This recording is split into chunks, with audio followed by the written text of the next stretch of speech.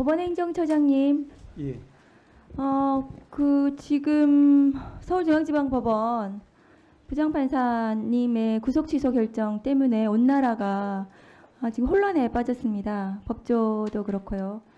구속기간 산입에 관련된 명문 규정을 법원행정처장님도 잘 알고 계시죠? 규정 잘 알고 있습니다. 네, 그 규정 좀 올려주시겠어요?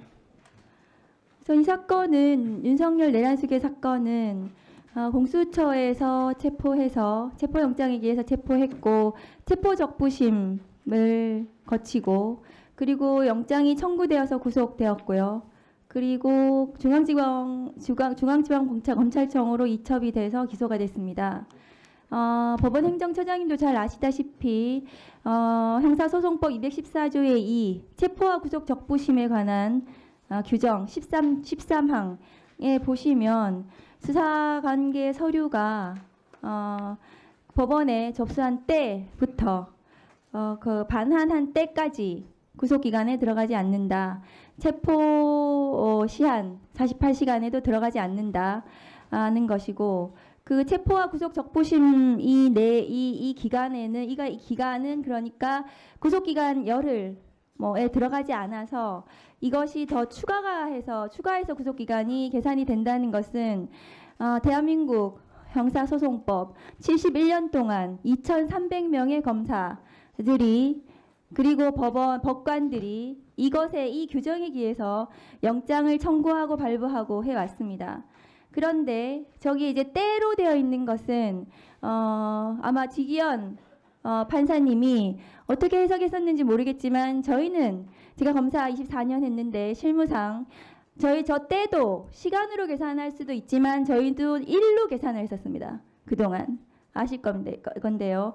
그리고 구속 전 피의자 신문 201조의 2도 저기는 이제 날로 되어 있습니다. 그러니까 수사관계 서류가 법원에 접수한 날로부터 반환한 날까지 구속기간에 산입하지 않는다고 되어 있습니다. 행정처장님 맞습니까? 예, 그렇게 되어 있습니다. 예, 그러면 지기현 서울중앙지방법원 부장판사님은 어떻게 체포적부심에 걸린 이 시간이 저 구속기간 산입 그러니까 214조의 이 13항을 이 적용 대상이 되지 않는다. 체포와 구속은 다르다 이렇게 판단을 하셨더라고요. 14조의 이 13항이 있는데도 불구하고 저 법 조항을 위반한 겁니다. 저 버젓이 있지 않습니까, 행정처장님? 맞지 않습니까? 규정에는 그와 같이 적힌 바와 같습니다. 네.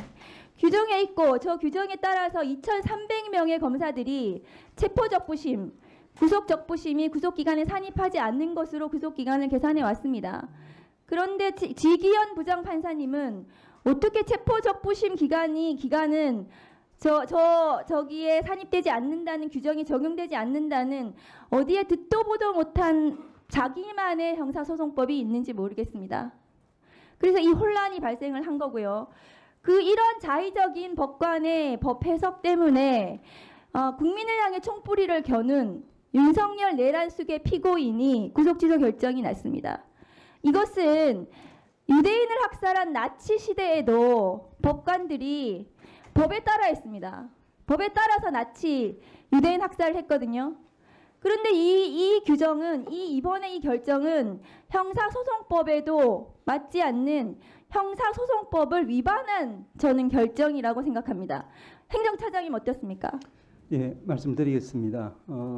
우리 위원님께서 201조의 이제 실질심사 관련한 불산입 규정 그리고 214조의 2 13항 적부심 관련한 불산입 규정 두 가지를 말씀을 하고 계십니다.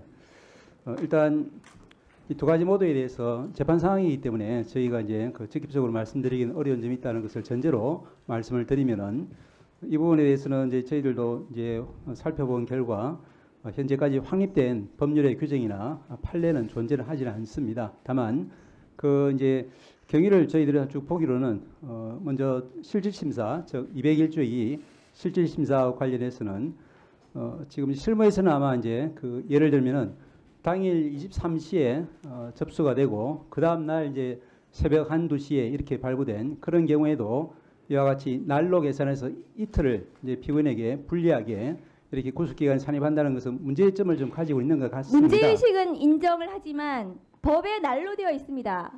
법에 난로되어 있는 것을 바꾸시려면 국회의원 하셔야 돼요. 국회의원에 대해서 시간으로 바꾸시면 됩니다. 제가 말씀을 마저 법에 난로되어 있기 때문에 난로 계산을 해왔고 지난 71년 동안 2,300명의 검사들, 경찰들이 난로 계산을 했습니다. 법관들도 그렇게 했습니다. 다음 거 보여주시죠. 그렇게 해서 검찰 실무 관행상 그동안의 법, 형사소송법에 따른 적용을 하면 구속기간은 난로 계산했을 때 그리고 체포적부심을 정말로 시간으로 계산을 했다 하더라도 그렇게 계산을 했더라도 구속 만료 시점은 28일이 됩니다. 28일 10시 32분이 됩니다.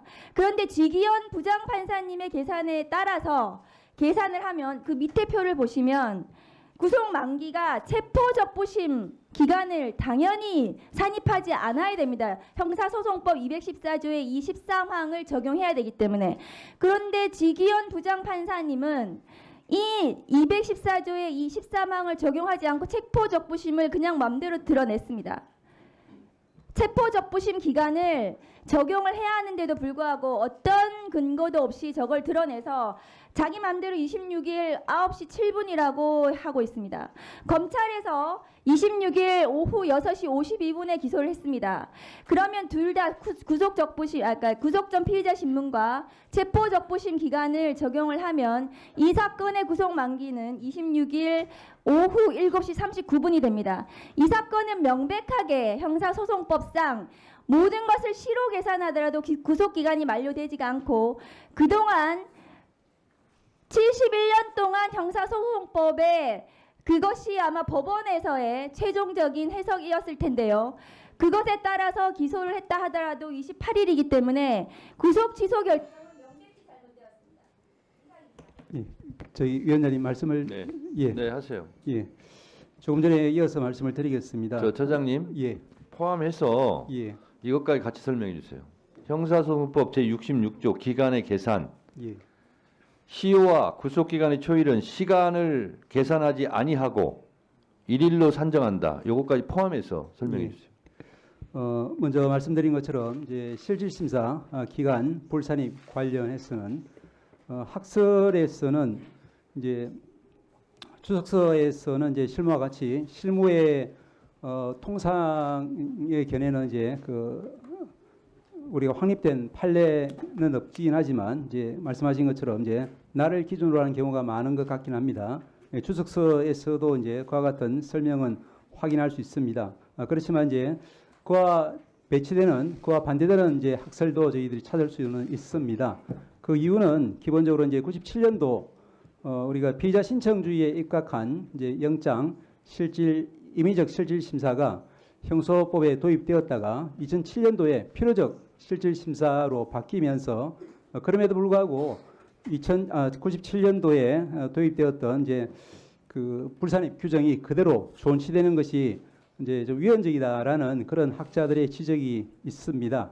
그래서 이제 이와 같은 이제 그 규정, 불산입 규정은 위헌적일 뿐 아니라 그것이 이제 입법적으로도 개정이 되어야 되고 그렇지 않다 하더라도 현행법 하에서도 이제 학설들 중에는 법 개정 전에도 날이 아니라 실제로 소요된 시간만을 제외하는 것이 그 올바른 합헌적인 해석 방안이다. 이와 같은 견해로 주장하는 교수님들도 계십니다.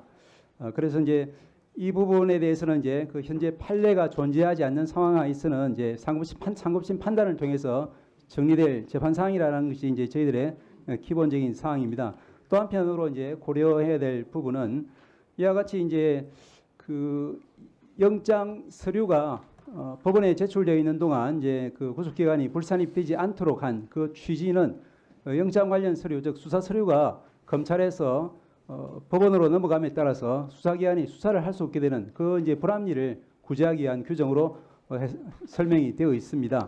그런데 말씀드린 것처럼 이것이 이제 필요적 실질 심사 도입하에서는 이제 위헌적인 소지가 많다는 지적과 함께 또한 이제 현재 형사전자소송이 도입되면은 이 부분은 반드시 시정되어야 한다. 그런 취지의 결론이 저희들 이제 그 사법정책연구원 발간한 그런 책자에도 나와 있습니다.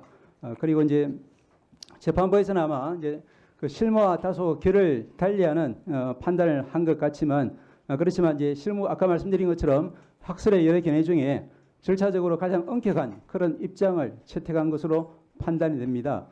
그리고 이제 잘 아시다시피 그 작년 연말 무렵에 그 별건 구속, 즉 이제 당해 사건으로 구속되지 않고 다른 사건으로 구속되어 있다거나 또는 다른 사건으로 이미 확정 판결을 받고 수용 중인 피고인에게 대해서도 그 피고인은 이제 필요적 국선 사유로 보아야 한다는 취지에서 종전의 실무례와 또 판례 해석로를 바꾸고 전원합의체에서 변경된 판례를 선고한 바가 있고 또한 마찬가지로 이제 그 전자정보 매체, 즉 컴퓨터라든지 스마트폰이라든지 이런 부분에 대해서 이제 피의자의 참여권 보장되어야 한다든지 그 부분이 더 나아가서 실질적인 피합 수사에게까지 보장되어야 한다는 취지로 판례의 법원 행정처장님, 예, 지금 처장님 설명을 들으면 예. 국민들이 더 혼란스럽고 헷갈릴 것 같아요.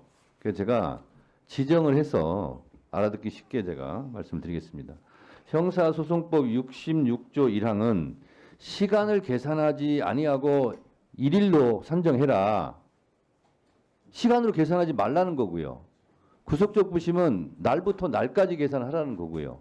그렇죠? 나와 있죠, 이게. 그 규정은 그대로 있습니다. 네. 예. 이 규정대로 안 한 거고요. 또 하나. 자, 법관이 법과 양심에 따라 판결하라는 것은 법을 창조해서 판결하라는 뜻은 아니죠. 그렇습니다. 입법상은 국회에서 하는 거죠. 그렇습니다. 근데 왜 법을 창조합니까? 다만 저희들은 가능한 자, 현재 그리고요. 법관이 무오류는 아니죠. 그렇습니다. 잘못했을 경우는 잘못함을 인정하고 바로 잡아야 되겠죠. 그 말씀 맞습니다. 맞죠? 그 지부장 판사가 한 것이 무오류입니까? 말씀드린 것처럼 오류가 없습니까? 아니 그 말만 답변을 하세요. 저희들 보기에는 여러 가지 이제 학설의 가능한 이론들 중에서 가장 그리고요. 절차적으로 엄격한 입장을 처장님. 취했다라고 보고 있습니다. 처장님. 예, 그리고 어제 대검에서 뭐라고 그랬냐면 시를 이렇게 계산하니까 너무 혼란스러우니까 날로 계산해라. 대검에 또 이렇게 지침을 일선에 내렸어요. 뭡니까 그러면? 윤석열만 시로 계산해서 석방 탈옥시키고 지금부터는 그거 끝났으니까 이제 날부터 계산해.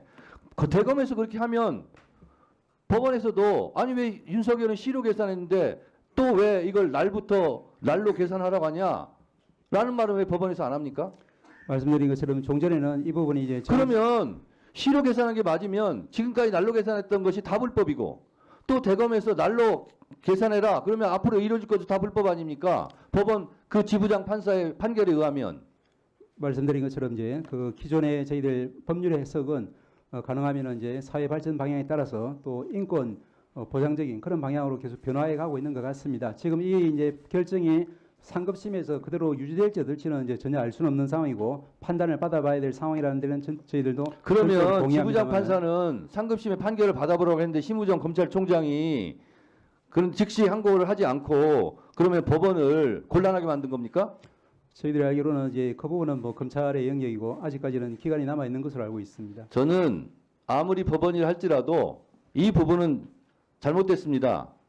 바로 잡아야 되겠습니다. 저는 그렇게 말하는 것이 용기가 있는 거지 법관은 무의료라는 식으로 그러면서 계속 알듯 말듯한 이런 모습으로 설명하는 것은 대단히 부적절하다고 생각합니다. 기본적으로 재판 사항이라서 저희들이 말씀드리는데 한계가 있고 또 아까 말씀드린 것과 같은 취지에서 그와 같은 여러 가지 견해 중에 하나를 취한 아니 것으로 형사소송법 66조에 나와 있잖아요. 시로 계산하지 말라고. 예, 그 부분 역시 그리고 이제 구속 적부심도 날로 계산해라 나와 있잖아요. 법관은 왜 이 법을 안 지키는 거예요? 형사소송의 모든 절차는 이제 해석상 여러 가지 견해가 있을 때는 이제 인권 이렇게 보장적인- 혼란스럽게 만들어 놓고 지금 법원행정처장님 말씀한 태도는 이리저리 알듯 몰듯한 모든 그런 법적인 용어를 동원해 가지고 혼란스럽게 해서 만드는 거예요. 긴 건 긴 거고 아닌 건 아닌 거고 잘한 건 잘한 거고 잘못한 건 잘못한 거지. 왜 그렇게 답변하세요?